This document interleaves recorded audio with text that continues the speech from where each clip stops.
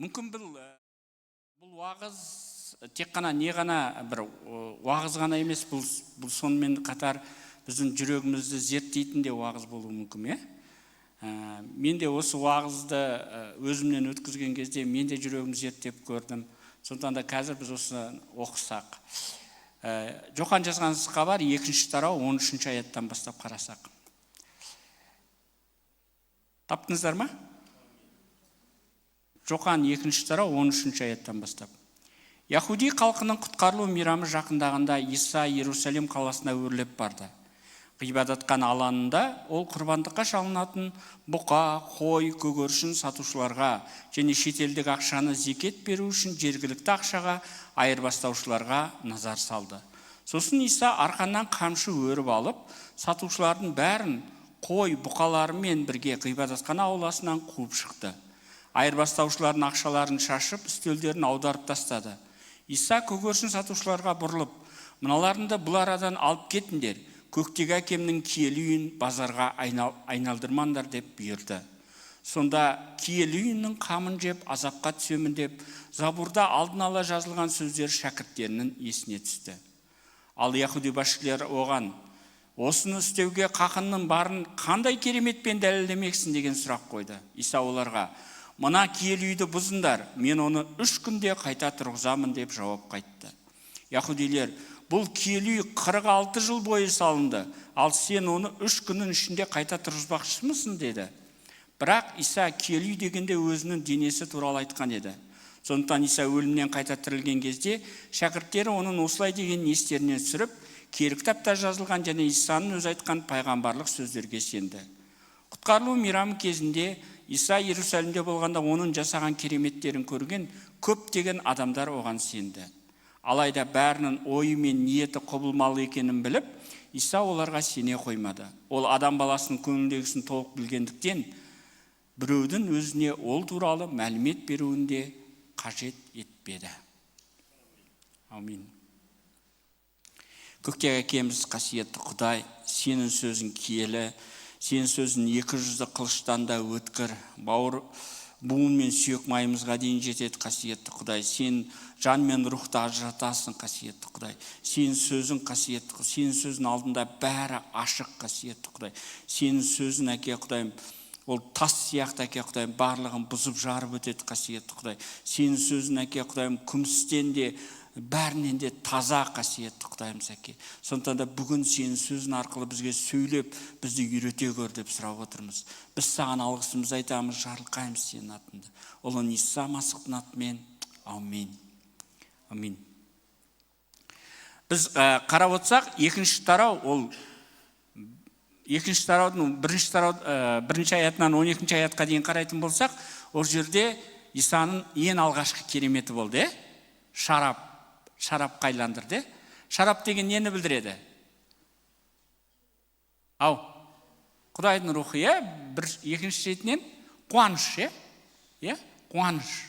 Сол жерде Иса күйеу жігітті, қалыңдықты масқарадан құтқарды, және сол шарап жасап берді. Ол жасаған кезде де ол шараптың соншалықты көп болған соншалық, кейбіреулер айтады 600 литр шарап болды дейді. Ана тойда. Яғни Иса берген кезде ол асып төгілген мөлшерде береді. Ол жай ғана бір. Мұқтаж. Ол кітапта не деп айтады? Құдай біздің сұрағанымыздан немесе ойлағанымыздан әлде қайда көп нәрсені жасайтын болады. Амин. Енді екінші оқиғаны қарайтын болсақ, Иса құтқарылу мейрамы жақындаған кезде Иса Иерусалим қаласына өрлеп барды дейді. Мен осы оқиғаны оқыған кезде мен айтам да, мына жерде қуаныш, екінші жағында барлығын тәртіпке шақырып жатыр да. Неге осы екі оқиға бір тарауға кірген деген сұрақ туды да? Ішкі дүниемде ше. Неге осылай? Мына жерде қуаныш, мына жерде той, шарап қайландырды, а мына жерге келіп немен жағы қамшы болғанда да жағындай арқанды айырылды да бәрін қуып шықты, Білесіздер ма? Исада ол тек қана не ғана емес, мысалы кейде айтамыз ғой, Құдай мені сүйеді, еш нәрсеге қарамай. Екінші жағынан еміз бізді тәртіпке де шақырылады. Біздің де өмірімізде барлығының дұрыс болғанын қалайды. Осы жағдай, осы аят, осы нәрсеге келіп тұр да. Мына жерде қарасаңыздар, Иса Иерусалим қаласына өрлеп барды дейді. Енді ол ғибадатхан алаңында құрбандыққа шалынатын бұқа, қой, көгершін сасын. Сіздер қалай ойлайсыздар? Иса неге ашуланды? Былай қараса, көне келісімде бұқа нені деген, мысалы, құтқарылу мейрамына барлық жақтан келетін болған, жиналып. Тіпті Иерусалимнен 25 километр орналасқан ауылдар міндетті түрде келетін болған құтқарылу мейрамына. Сіздер қалай ойлайсыздар? Иса не үшін ашуланды?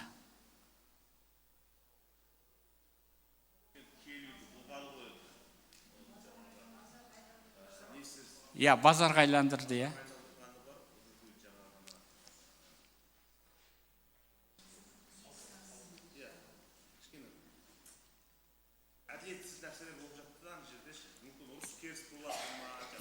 Енді қараңыздар, бұл базар ана басқа ұлттардың алаңында болған базар болған, басқа ұлттар. Мысалы, кели яхудилерге арналған орын болған, одан кейін әйелдерге арналған, еркектерге арналған орын болған, одан кейін басқа ұлттарға арналған орын болған. Егер Израильдің Құдайына табынғысы келетін болса, басқа ұлттарға арналған орын, сол жерде олар табынатын болған.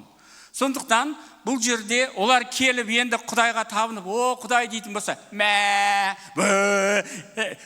давайте келіңдер, ауыстырыңдар, бүйтіңдер, сөйтіңдер деп жатыр да. Қалай олар Құдайға табынады? Қалай олар Құдайдың дауысын естиді? Иса содан кейін ол ашуланды сол нәрсені. Ол барлық халықтарды өзіне тартқысы келеді, бірақ мына жерде коррупция болып жатыр. Мына жерде ақша, мына жерде жаңағы мәселе болып жатыр, Иса бір қарасаңыздар, Иса ешқашанда адамды ұрған жоқ. Ол жағы нелерді, ақша айырбастаушылардың несін төңкеріп тастады, қойларды шығарып жіберді, бұқаларды қуып шықты, көгершіндерді алып кетіңдер деді. Өйткені көп жағдайда көгершіндерді сататындар кедей адамдар болған. Сондықтан Иса айтады, енді алып кетіңдер. Оны мысалы, қойды әйтеуір қайырып алып келе аласың, бұқаны қайырып алып келе аласың, көгершінді бір ұшырсаң болды ғой, кетті ғой. Және де айтады, әкемнің үйін базарға айналдырмаңдар дейді.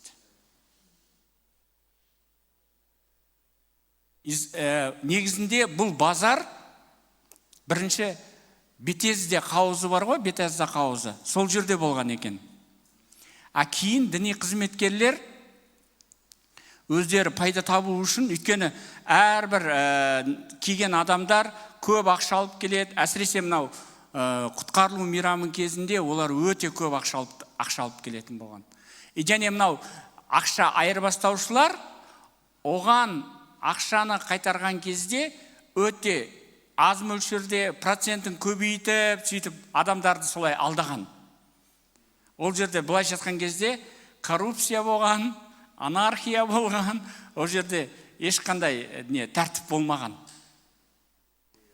Екінші нәрсе, құтқарылу мейрамының алдында әрбір еврей, әрбір яхудей өзінің үйіндегі барлық аштықлардан арылу керек болған.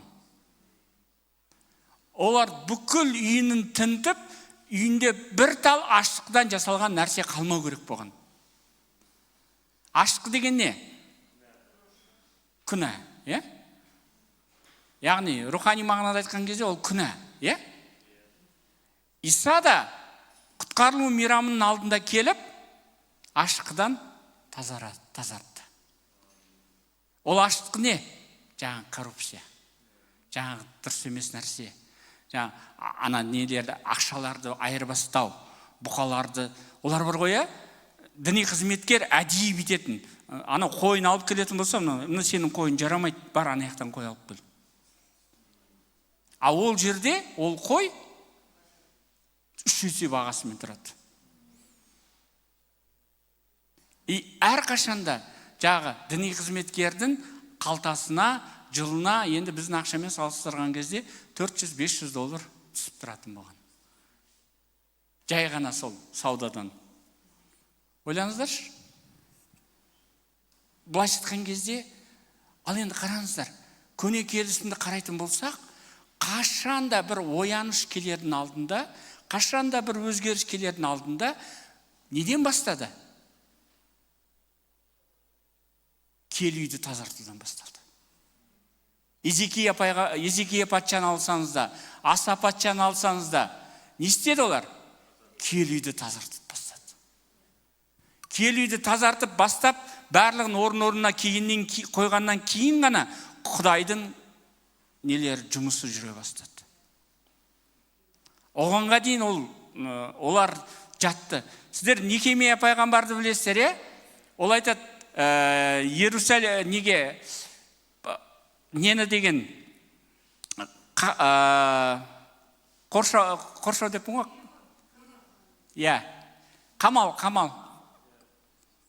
Қамал емес, қабырғалардың бәрін тұрғызды ғой. Қабырғалардың бәрін тұрғызып болғаннан кейін ол қайтадан неге кетеді ғой? Вавилонға, жаңа кімге? Артаксеркске, патшаға кетеді, жұмыстарымен кетеді. Қайтып келсе, діни қызметкер не істейді? Өзінің құдасын киелі үйден арнайы май сақтайтын Құдайға арналған үйге отырғызып қойған. Арендаға беріп тастаған ба, білмеймін енді. Иә. Жоқ, құдасы ғой енді оны. Аренда алды ма, алмады ма, білмеймін ғой. Иә. Нехемия не істеді? Бәрін лақтырып қуып шықты, Өйткені Құдайдың киелі үйінде еш нәрсе болмау керек. Басқа бір нәрсе араласпау керек. Иә. Сондықтан да мына жерде қарап отырсақ, ақша айырбастаушылар деген не ол? Иә. Кейбір уақытта біздің де өмірімізде кейбір уақытта не болады? Мына дүние мен рухани дүниені айырбастайтын кездерде болады. Иә? Кейбір уақытта бізге рухани дүниеге қараған кезде мына дүниенің нәрселері қымбатырақ болып кетеді ғой. Сол кезде айырбас жүреді ғой. Жақып, Құдайдың құдіретін, Құдайдың рухани ненің күшін жақсы түсінгендіктен ол алдап Есаудан тұңғыштық жол сатып алды. Есауға тұңғыштық жол бәрібір болды. Оған қарнымды тойса болды. Қарнымды тоя салшы. Бірақ ол батадан айырылып қалды. Сондықтан да бізге де Құдайдың рухани батасы бар. Егер біз просто немқұрайлы қарайтын болсақ, немқұрайлы біз не істейтін болсақ, онда біз батадан айырылып қалуымыз мүмкін. Түсінесіздер ғой, Одан кейін Яхуди басшылар оған, осыны істеуге қақынның барын қандай кереметпен дәлелдемексің деген сұрақ қойды. Иса оларға, мына киелі үйді бұзыңдар, мен оны 3 күнде қайта тұрғызамын деп жауап қатты дейді. Енді өздеріңіз ойлаңыздар, киелі үй, мына жерде айтады, бұл киелі үй 46 жыл бойы салынды, ал сен оны 3 күннің ішінде қайта тұрғызбақшымысың деді. Көбінесе Исаның сөздерін көбісі түсіне алмады.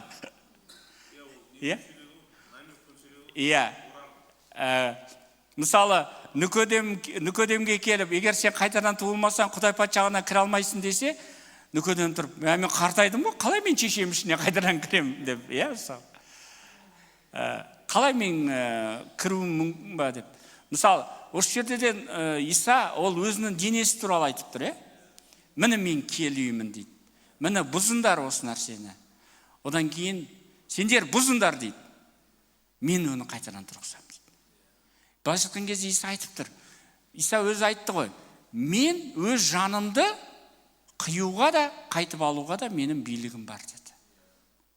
Мен өз жанымды өз еркіммен қиям деді.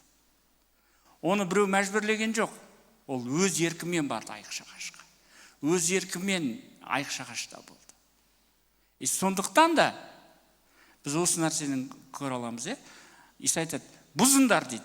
Былайша айтқан кезде діни қызметкерлердің айдақтауымен, діни қызметкерлердің сатып жіберуімен Исаны айқыш-ағашқа алып барды ғой, және айтады, 3-ші күні ол қайта тірілетін болады.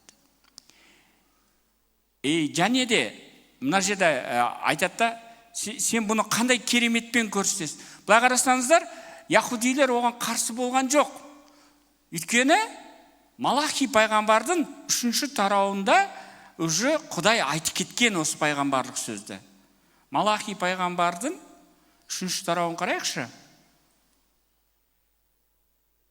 Малахи пайғамбардың 3-ші тарауында Құдай айтып кеткен осы туралы. Біліп алыңдар, мен алдымна хабаршымды жіберемін. Ол жүретін жолымды дайындап қояды. Сендер іздеп жүрген жасаған ие кенеттен өзінің ғибадатханасына келеді. Сендер аңсап жүрген келісімнің хабаршысы еш шүбәсіз келетін болады деп ескертеді әлем иесі. Бірақ оның келетін сол күніне кім төзе алады? Ол келіп ашық көрінген күні кім берік тұра алатын болады? Себебі ол күмісті балқытып тазалайтын зергердің оты әрі мата ағартушының сілтісі сияқты әрекет етпек. Сонда ол күмісті балқытып, қоқысынан айырып, тазартып, зергер іспетті леуліктерді алтын күмістей тазартып, зұлымдық атаулыдан арылтады. Содан кейін олар қайтадан жаратқан иеге арнап, таза сый тартулар ұсына алады дейді. Кенеттен келеді деп айтқан. Иса да кенеттен бастады, Ол Иерусалимға келді, кенеттен қолын алды. Ол ең бірінші кезекте діни қызметкерлерді тәрбиеледі. Олар енді былайша айтқан кезде, сіздер тағы бір сұрақ. Сіздер қалай ойлайсыздар? Иса ғибадатхананы қанша рет тазалады? Киелі үйді. Қанша? 2 рет. Енді қарасаңыздар, ол қызметінің басында тазалады. Қызметінің аяғында да ол сол тазалаған. Бірақ екінші несінде ол айтады, сендер оны қарақшылардың ордасына айналдырдыңдар дейді. Басында айтты, базарға айналдырмаңдар деді. Екіншісі уже қарақшының ордасына айналып кеткен. Қарақшының ордасы деген білесіздер ғой,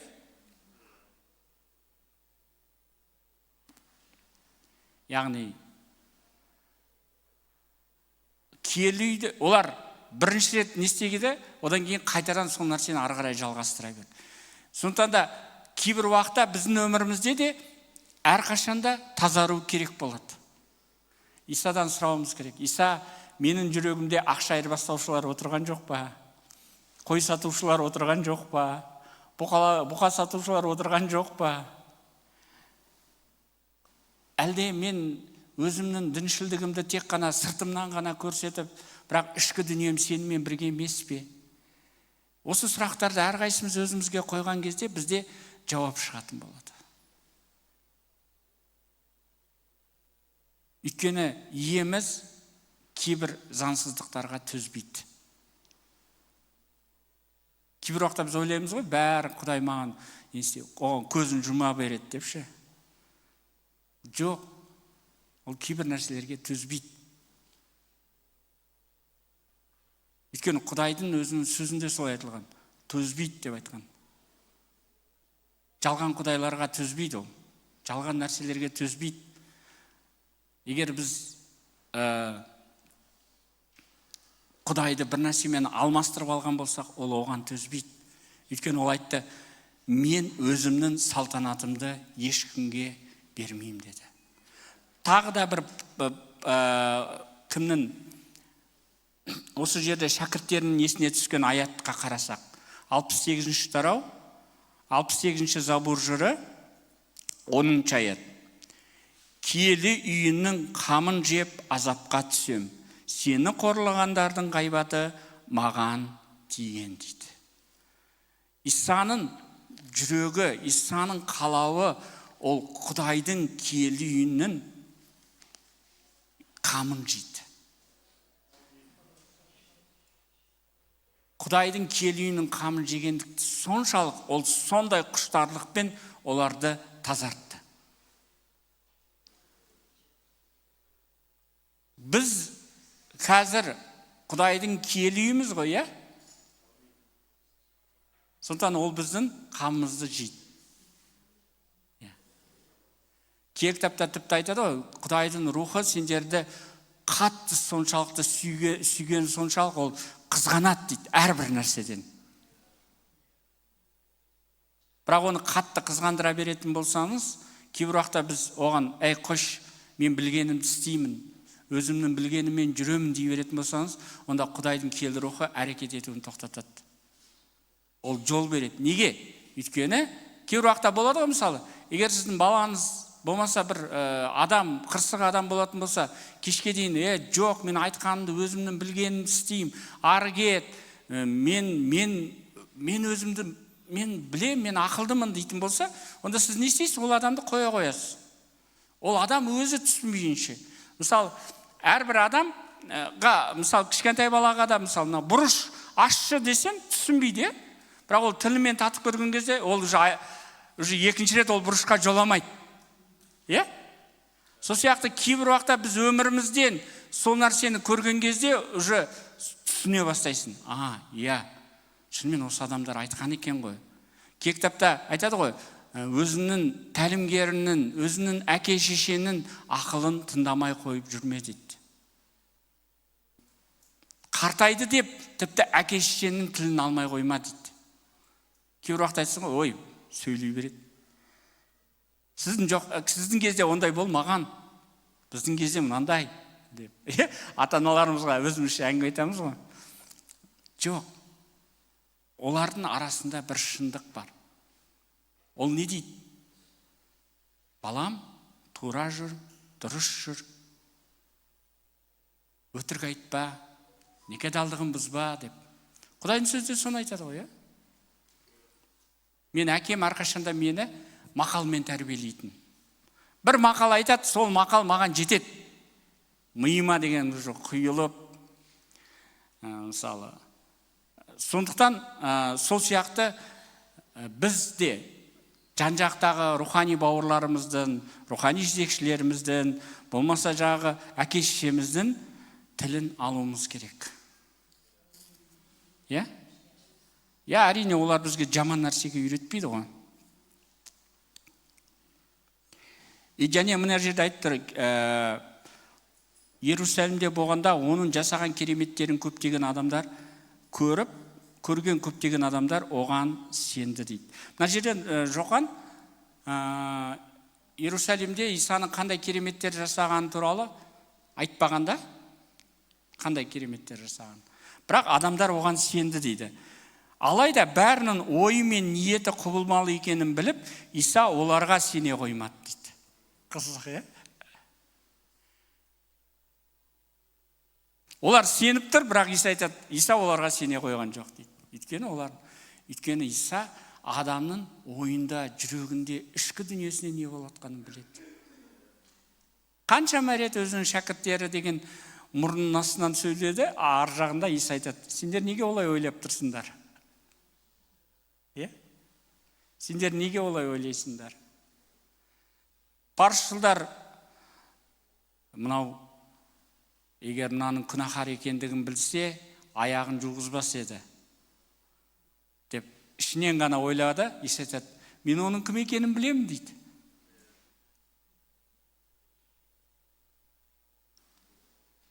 Өйткені ол не? Ол біздің жүректерімізді зерттеуші Құдай.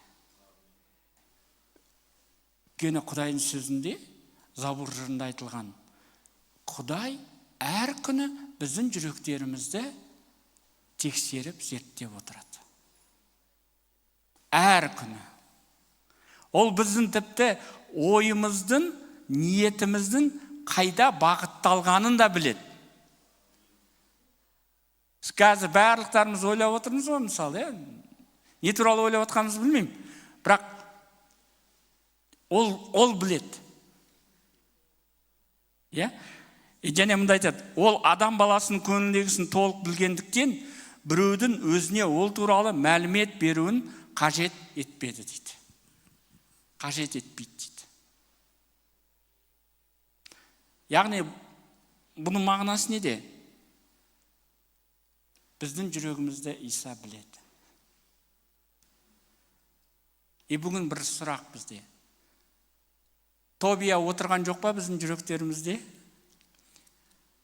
Біздің бөлмелерімізде ең Құдайдың келуіне, Құдайдың несіне дайындалған нәрселердің орнын не нәрсе басып тұр? Егер қандай да бір нәрсе болса, біз оның алдына кеп мойындайық. Бүгін біз бөлмелерді тазартайық. Жаңадан үйімізге қайтадан бағыштайық.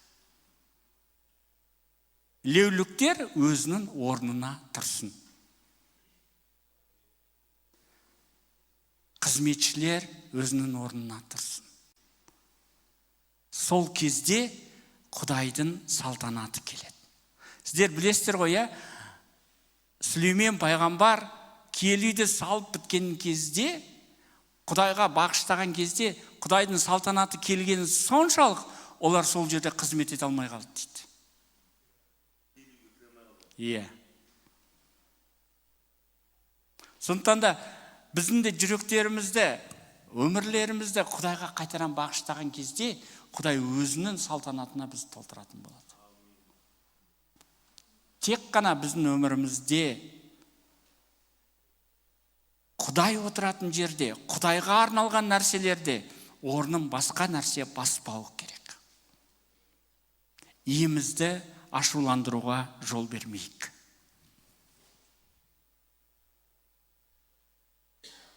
Кейбір уақытта мен өзім ойланып қалам. Бізде қазір пұт жоқ, басқа нәрсе жоқ, бірақ біздің пұттарымыз ақырындап пайда болуға бастаған сияқты.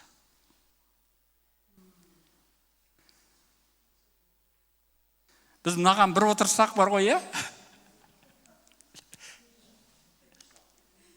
Кейбір уақытта деген түн жарым болғанын білмей қаласың. Бәрібір бос нәрсе.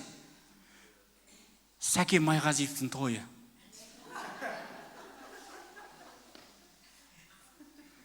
Қалай өтті, қалай болды, кім келді, қаншалық шағылып келді?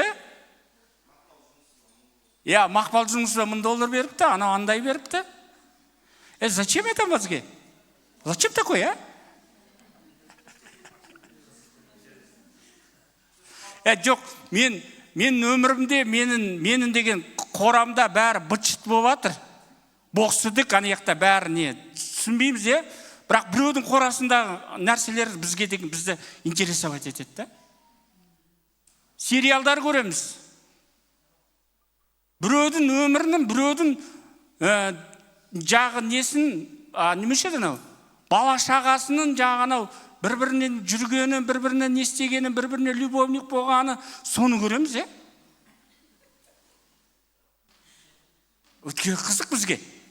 Бірақ мен өзімнің өмірім қызық емес маған. Мен өзім Құдаймен қарым-қатынасым маған қызық емес. Миниалы, яғни ақша айырбастаушылар мен бұқалар, нелер бәр мөніреп, давайте ақшаны айырбастаңдар деген, олар жүріп жатыр. Бірақ ешқайсымыздың қолымызда қамшы жоқ, оларды қуып шығатын. Өйткені біз өзіміз оларға мүмкіншілік беріп қойғанбыз. Өзіміздің сарайымызда, өзіміздің ғибадатханамыздың алдына өзіміз әкеп қойдық оларды. Солай ғой. Егер мынаны деген көрмеймін десең, көрмеуге болады ғой. Шешімді өзіміз қабылдаймыз ғой. Шешім бізде ғой, Әлде біреу не істей ма? Осыдан деген диссертация тапсырасын дей ма? Білмеймін, TikTok-тан диссертация тапсырған адамды әлі көрмеппін.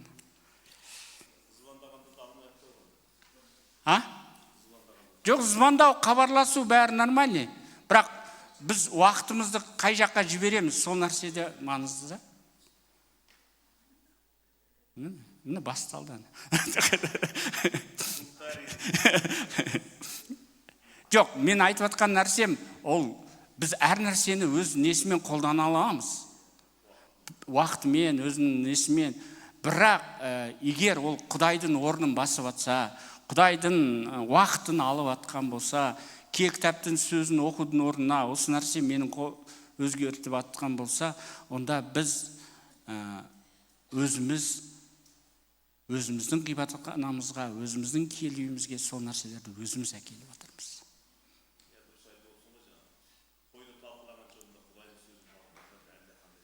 Иә.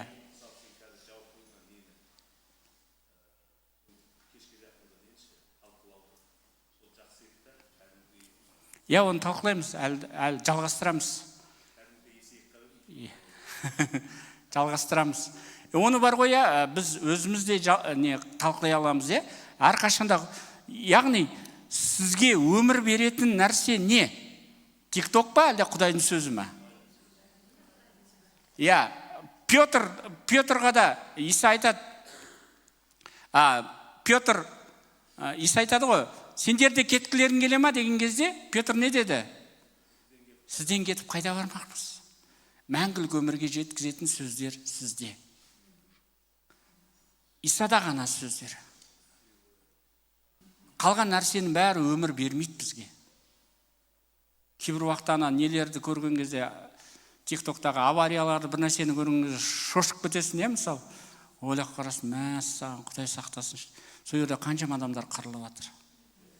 Қаншама нелерін істеп жатыр. Лучше соны көрген кезде мінәжат етейік, Құдай сол адамдардың өмірлеріне, семьясына тыныштығын бере көрсін.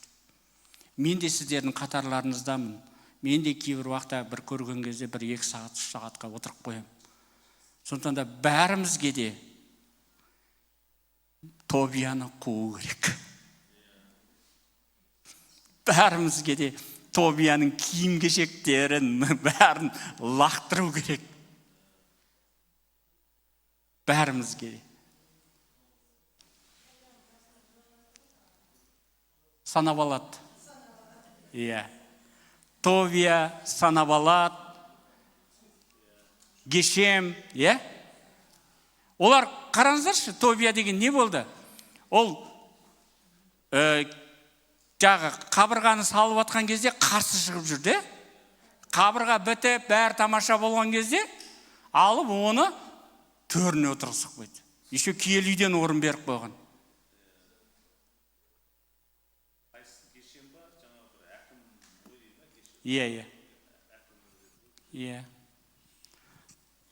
Сондықтан да бүгінде айтқым келеді, біз өмірлерімізді дұрыстамай, біз киелі үйіміздегі заттарымыздың бәрін лақтырып, орнына Құдайдың киелі үйлерін, Құдайдың киелі үйіне қажетті нәрселерді алып келмей, біз ояныш күтпей қояйық. Барлық нәрсе Құдайдың үйінен басталады. Сот та Құдайдың үйінен басталады. Құдай бізді бірінші соттайды. Содан кейін бар бұл жағына неге отыр. Өйткені бірінші сіз балаларыңыздан сұрайсыз, басқа біреуден емес. Бірінші сізге өзіңіздің семьяңыз маңызды ғой. Егер әйеліңіз жылап атса, балаларыңыз аяқта хулиган болып, бір нәрсені жасап атса, сіз аяққа барып біреуге деген бір қандай не айта аласыз? Ешнәрсе айта алмайсыз ғой. Сондықтан сіз бірінші өзіңізден бастауыңыз керек. Егер мен өзім өтірікші болып жүрген болсам, өзім бір нәрсені дұрыс істемей жүрген болсам, онда мен осы нәрсені тоқтатайын. Сол кезде ғана Құдайдың құдіретін көретін боламыз. Онда біз иеміздің алдына келейік. Әке, біз сені атын мадақтаймыз, әке.